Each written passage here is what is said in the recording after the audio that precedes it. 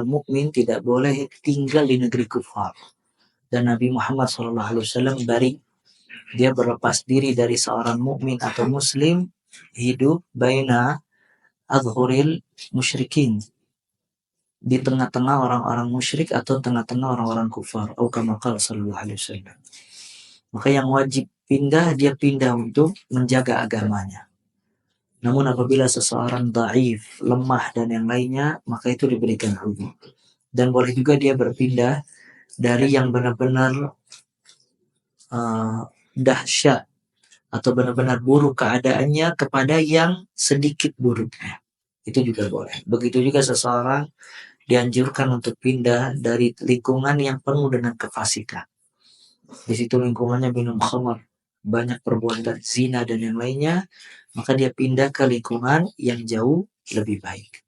Nah, hijrah di kota Al-Madinah baru disempurnakan syariat-syariat Islam yang lainnya. Adapun di kota Mekah, fokusnya dakwah Nabi SAW itu adalah dengan tauhid. Makanya kalau antum lihat ayat-ayat Makkiyah atau surah-surah Makkiyah, surat-surat yang diturunkan di kota Mekah atau yang sebelum Nabi Muhammad SAW hijrah, ayat itu kuat, memiliki peringatan yang keras, kemudian ancaman-ancaman surga, neraka dan yang lainnya.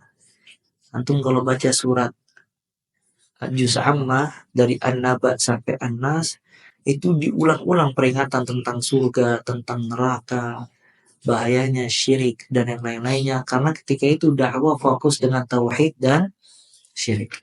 Adapun surat Madaniyah yang turun setelah Nabi Muhammad SAW hijrah di kota Al-Madinah, maka ayat-ayat itu banyak membahas tentang ahkam, hukum-hukum, kemudian juga sedikit ancaman-ancaman, ya, karena menyempurnakan syariat Islam, ya, dalam rangka menyempurnakan syariat Islam. Dan sebagian kaum muslimin dia sudah masuk Islam, siap untuk menerima syariat Allah Azza wa Jalla. Nah, dan setelah 10 tahun Nabi SAW dakwah di kota Al-Madinah sampai pada puncaknya Fathu Makkah, penaklukan kota Makkah, dan turun surat An-Nasr, idza jaa nasrullahi wal fath wa ra'aitan nasa yadkhuluna fi dinillahi afwaja fasabbih bihamdi rabbika wastaghfir innahu kana tawwaba. Kata Allah, ketika datang pertolongan dari Allah dan penaklukan kota Makkah.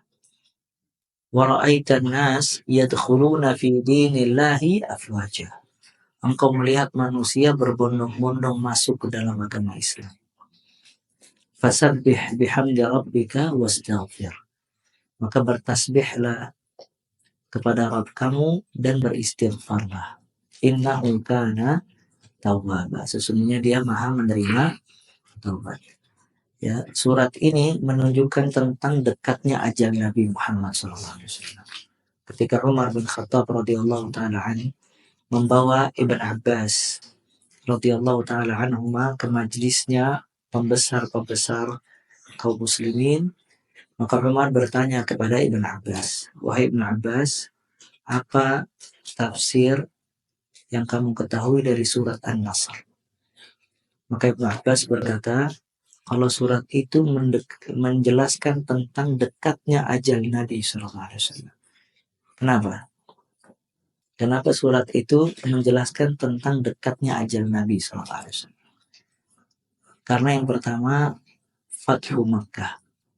Makkah yang dikuasai oleh orang-orang kufar Quraisy telah dikuasai oleh kaum muslimin dan menjadi negara Islam. Kemudian yang kedua, Allah Ta'ala menyuruh Nabi SAW untuk banyak bertasbih dan beristighfar. Dan antum lihat, semua amalan setelah kita beramal disuruh oleh Allah untuk berzikir, bertasbih dan beristighfar. Katakanlah setelah sholat, maka disuruh untuk baca istighfar. Katakanlah setelah haji, فَإِذَا قَضَيْتُمْ مَنَاسِكَكُمْ فَاذْكُرُوا اللَّهَ. Apabila kalian selesai menunaikan manasik haji, maka ingatlah Allah.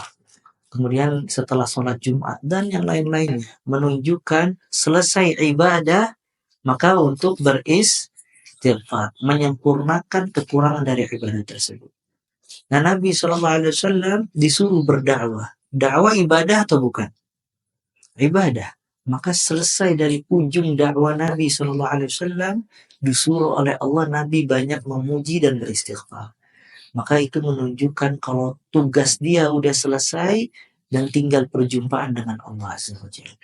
Maka ketika turun ayat ini atau surat ini, Nabi SAW sering baca di dalam sujud dan ruku, Subhanakallahumma rabbana wa bihamdika Allahumma ighfirli.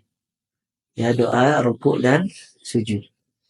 Sering dibaca itu. Kata Aisyah, yata'awwal Al-Quran. Beliau mengamalkan Al-Quran, maksudnya surat surat An-Nasr tadi. Akhirnya beliau dari selepas itu ditimpa penyakit. Dan Nabi SAW apabila sakit, dia sakitnya seperti dua orang laki-laki. Maka sering Nabi SAW pingsan. Tidak sadar diri saking panas dan demam yang tinggi yang beliau rasakan. Dan apabila beliau sadar, beliau mengatakan, asallan nas, apakah manusia itu sudah sholat atau belum? Nanti dia pingsan lagi. Dan kadangkala beliau minta digotong, ingin melihat sahabat-sahabatnya sholat di masjid. Karena ada kerinduan kumpul dengan sahabat-sahabatnya. Sampai terakhir, anaknya Abu Bakar As-Siddiq radhiyallahu ta'ala an mengunjungi Nabi SAW, dan ketika itu Nabi SAW berada di pangkuan Aisyah radhiyallahu ta'ala anha. Maka anaknya Abu Bakar, saudaranya Aisyah, membawa siwak. Kemudian Nabi SAW melihat siwak tersebut dan mengisyaratkan kalau beliau ingin siwak. Maka kata Aisyah radhiyallahu ta'ala anha, apakah engkau ingin bersiwak? Iya. Mengisyaratkan kalimat iya. Maka diambil sama Aisyah, dipotong bekas saudaranya tadi, kemudian dipersiapkan buat Nabi dan Nabi bersiwak. Dan kata Aisyah radhiyallahu ta'ala anha, aku tidak pernah melihat orang yang lebih indah bersiwak dibandingkan siwaknya Nabi SAW. Setelah bersiwak, dia mengangkat tangannya ke atas dan mengatakan, Firrafiqil a'la. Di teman yang sangat tinggi, yaitu Allah Azza wa Jalla. Kemudian tangannya jatuh ke bawah dan beliau wafat di pangkuan Aisyah radhiyallahu ta'ala anha. Maka terjadi kegoncangan yang sangat dahsyat. Semua sahabat tidak percaya kalau Nabi SAW wafat. Sampai Abu Bakar berteriak-teriak melarang orang meyakini kalau Muhammad SAW wafat. Sesungguhnya Muhammad SAW sedang berjumpa kepada Rabb-Nya sebagaimana Musa berjumpa kepada Rabb-Nya. Dan ketika itu Abu Bakar di luar kota Madinah. Dan ini menunjukkan kuatnya iman Abu Bakar As-Siddiq radhiyallahu anhu. Dan dia yang layak pengganti Nabi SAW. Maka dikabarkan kepada Abu Bakar kalau Nabi Muhammad SAW wafat. Maka Abu Bakar bersegera menuju ke rumahnya, membuka kain kafannya atau membuka kain yang menutupi wajahnya, kemudian mencium keningnya sembari berkata, tibtum hayyan wa maitan ya Rasulullah. Engkau sangat baik ketika hidup dan ketika wafat.